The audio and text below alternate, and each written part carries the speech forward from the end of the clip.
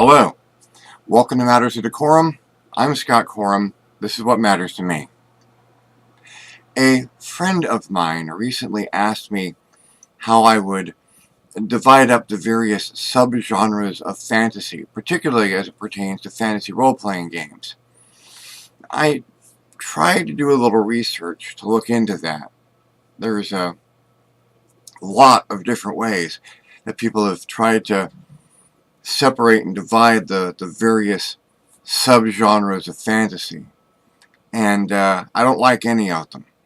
So, of course, this being me, here's how I would divide them up myself. I'm discussing primarily the various different subsets of sword and sorcery, knights and chivalry. Most definitely the good old-fashioned Dungeons and Dragons style fantasy. I'm going to do them kind of in a hierarchical order, from the type that I am least likely to play to the type that I am most likely to play or run myself. So starting at the, and incidentally, it's not to say that I'm going to be judging any of these particular genres. People like to play what people like to play, and all of these are just fine. I've been involved in all of them. There's just some that I prefer more than others because I'm a people and I like to play what I like to play. So, starting out at the far end of the spectrum, we have not even necessarily a fantasy genre, but historic fantasy. Well, or that's kind of an oxymoron, so we'll just call it historic role-playing, or the historic genre. This is a based in history, almost recreation of a period of history, whether it's the Renaissance or the Dark Ages, or even up to, say, the Revolutionary period or the Industrial Revolution. This genre is marked by a lack of anything fantastic. It relies on historical fact. There are no there's no monsters. There's no magic. You might have some fanciful things if you can justify them by things that existed historically. And if you've got something that was a fanciful device created by Leonardo da Vinci, then you can still sneak that into historical role-playing. As soon as it becomes enchanted or there is some kind of magical metamaterial involved, then it slips into another genre. Although, as we are finding actual evidence of things like meteoric iron or meteoric metals being included in weapons that people actually had. I suppose that King Tut was buried with a dagger that had meteoric elements in it. And according to American myth, the first Bowie knife was made with pieces of a falling star. So you can justify a little bit of that, but for the most part, historic is non-fantasy. It is firmly grounded in reality and actual historic events. The moment you incorporate anything that is a monster or magical spells or magical materials, you are dealing with, at the basis level, right next to historical fantasy, low fantasy. Low fantasy is how I would define a world where magic exists, but there's not much of it. Monsters exist, but they are relatively rare. Demi-human races exist, and may exist in a fairly large number, but a lot of them are going to be clearly related to one another or have enough similarities that they all come off of the same evolutionary branch, as it were. When it comes right down to it, Lord of the Rings is kind of low fantasy. Magic is very restricted. There's only a few things out there that can use magic, and they are not common and generally not available as player characters. There may be magic-like influences. They can study herbalism or something like that, but it's not magic.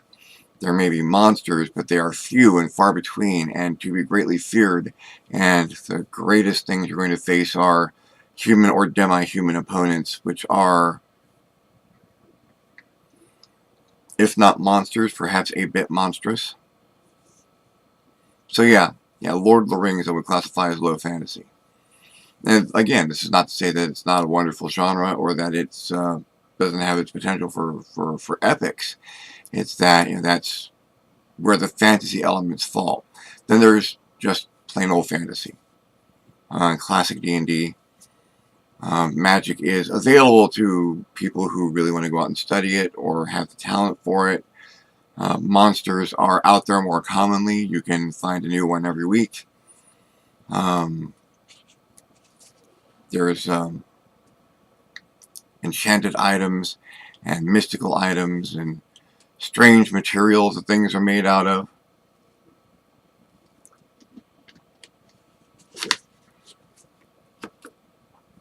There's the possibility of travel to other planes of existence. Basically, a fantasy world where all of the fantasy elements that you're familiar with, magic and monsters and enchanted items and things like that, are all readily available, and if you have the time or the coin, your character can have these things or have access to them as services. From just straight fantasy, we go to high fantasy or cinematic fantasy. Going with the low, medium, high thing, I go with high. High fantasy is taking all of this stuff to kind of a ridiculous degree. You have magic that is not only commonly available, but most citizens are taught a little bit of it just to wet their whistle so that they know what's out there. It's easily and readily available on the street corner. Monsters are all over the place and may even form important parts of society.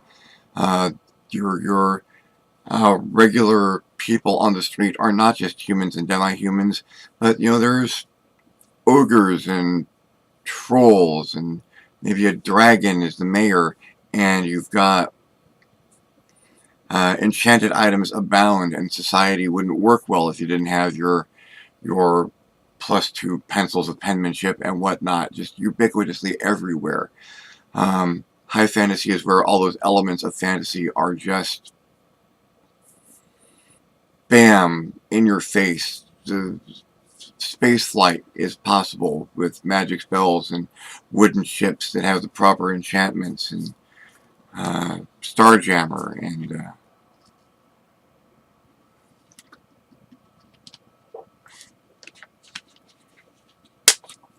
other very high. The Jerrig books by Stephen Bruce have a very good example of a high fantasy setting, which is one of my favorites. I'm kind of stuck between regular, straight, standard, medium fantasy and high fantasy as my personal preference. I like looking at the implications of high fantasy. What happens when you have a world where the enchantment is so ubiquitous and you have these incredibly varied societies? That's really interesting to me. And I'd even go a step past high fantasy. I know that seems like as big and ridiculous as fantasy gets. But then there's one that I would have to call kitchen sink or Scott fantasy, where you're not just dealing with the fantasy elements, but you have all of these elements, but you have elements of other genres routinely mixed in.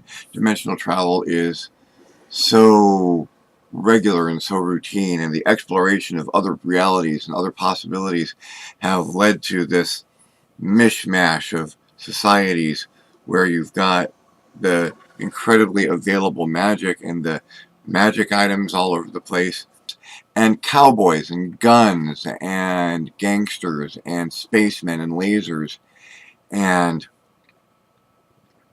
perhaps this place where it's next-yield to all of this, and you have the very clear plain fantasy elements in the castles, but you might have giant robots um, and people exploring space, and just absolutely everything that you could throw into one role-playing game right there, or one genre, one novel, one what have you. A thing so inclusive of genre that it becomes a genre in and of itself.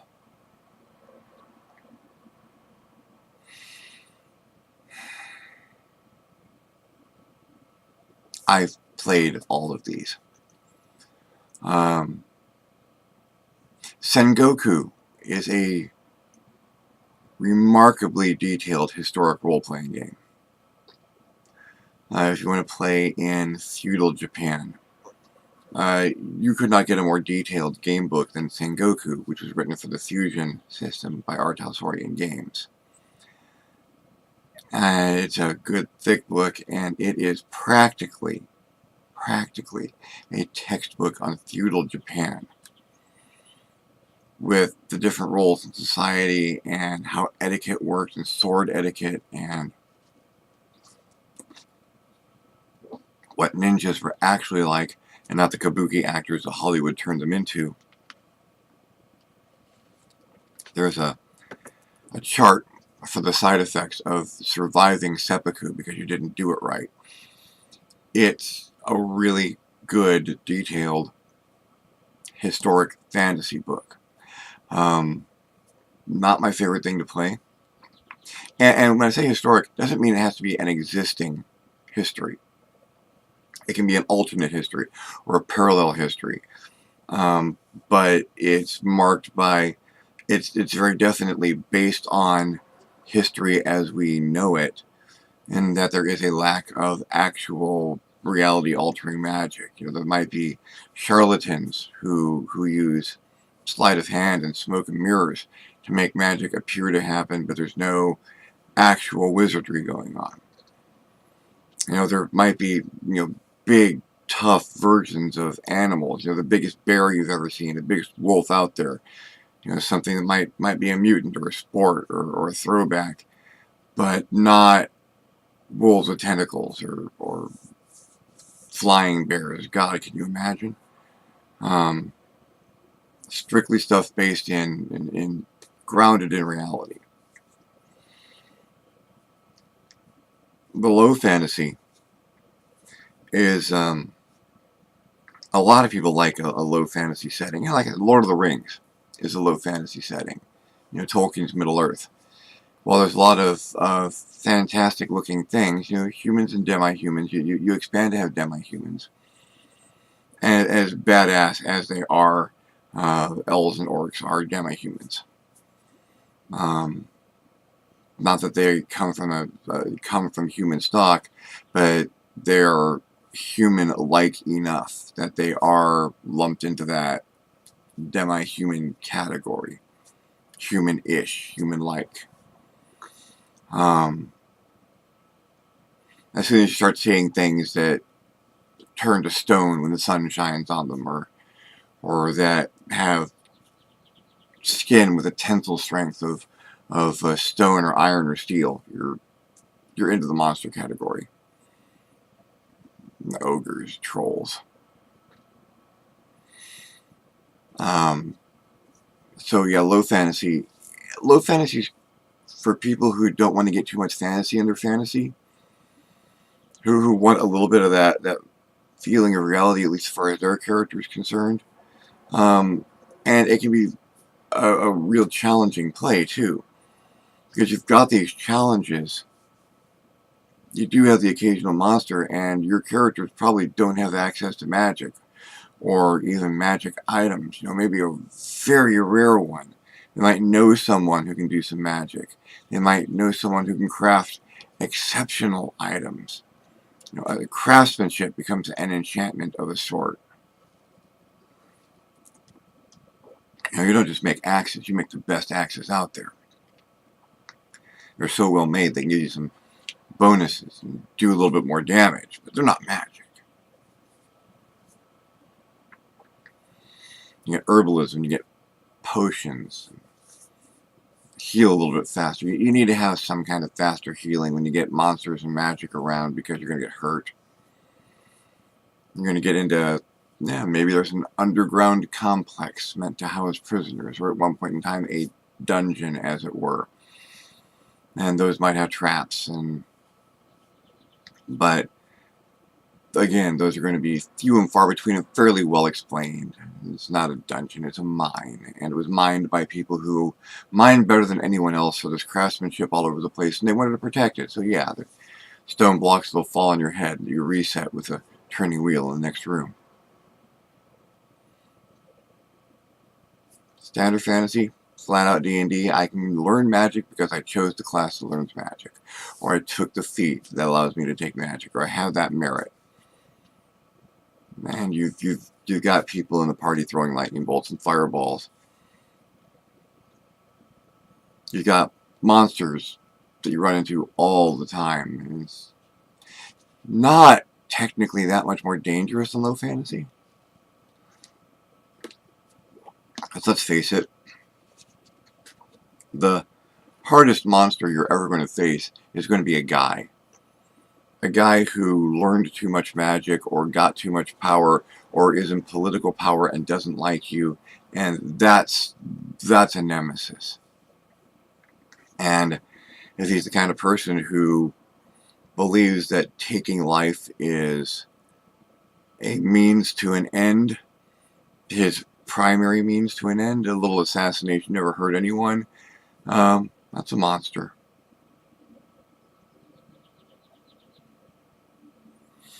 That's kind of the default Dungeons and Dragons setting, the standard fantasy, and I like that. I like that setting. It's full of options. It's full of whimsy and fanciful things, and you get to ask yourself some questions about that society. Now, what are the economics like when you've got people who can craft magic items? What are the economics like when you have people who can turn lead into gold routinely, all the time?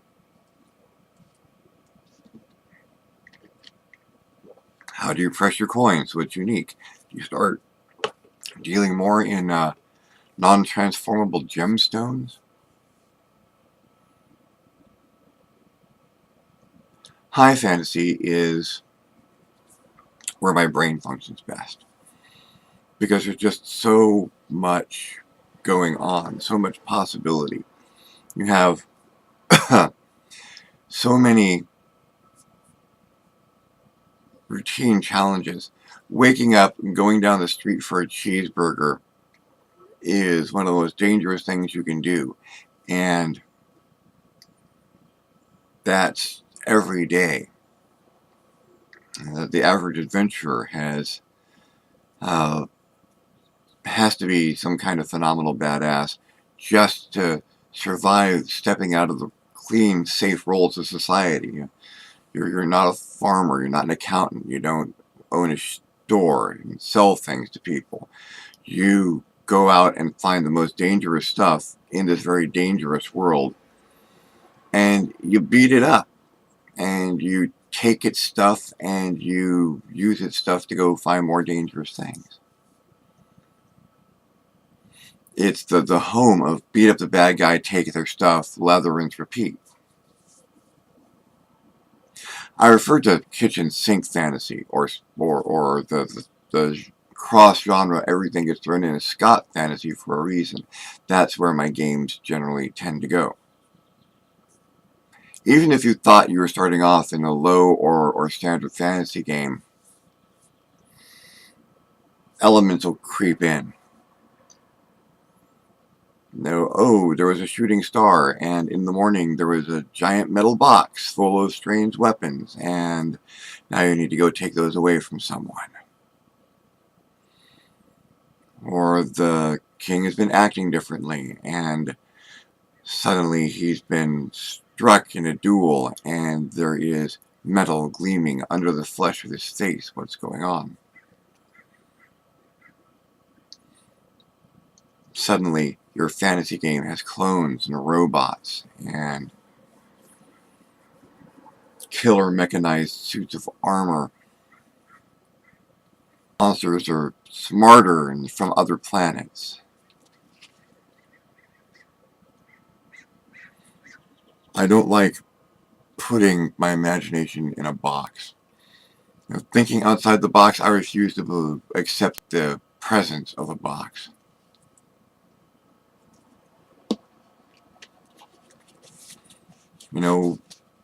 I'll throw a little Lovecraftian influence into just about anything. And once you do that, once you've broken the bounds between realities, the knight has a lightsaber, the cleric is praying to alien gods that they shouldn't be.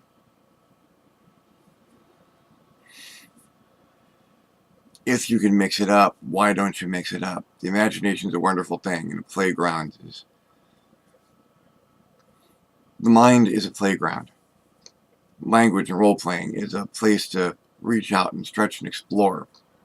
So yeah, I'll do a kitchen sink game every so often. Because I really like them. I guess that's my favorite genre. And yeah, you can call it a fantasy genre because it includes fantasy elements, but it's also not strictly a fantasy genre because it doesn't adhere to those elements. Well, that's my thoughts on that matter. My general conceptual barriers between the boundaries of the genres of fantasy.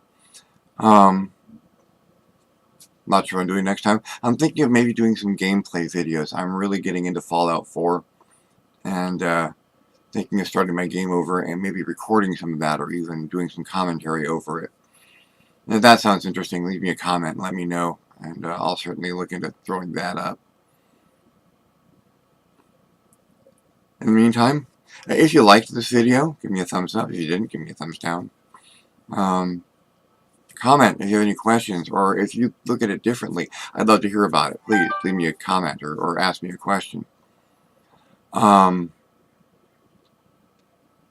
you haven't subscribed yet and you'd like to see these videos on a regular basis, subscribe. Subscriptions give me a little bit more standing and look good on my page. If you really like the video, or the videos in general, I do have a Patreon page, www.patreon.com/ScottCorum. Pop by, have a look. Donations allow me to continue making videos and hopefully make them in better quality and stretch out, expand, do some interesting things like maybe the gameplay videos. In the meantime, thank you very much for your time and attention. I'm Scott Corum. This is what has mattered to me, and I will see you next time on the next Matters of Decorum.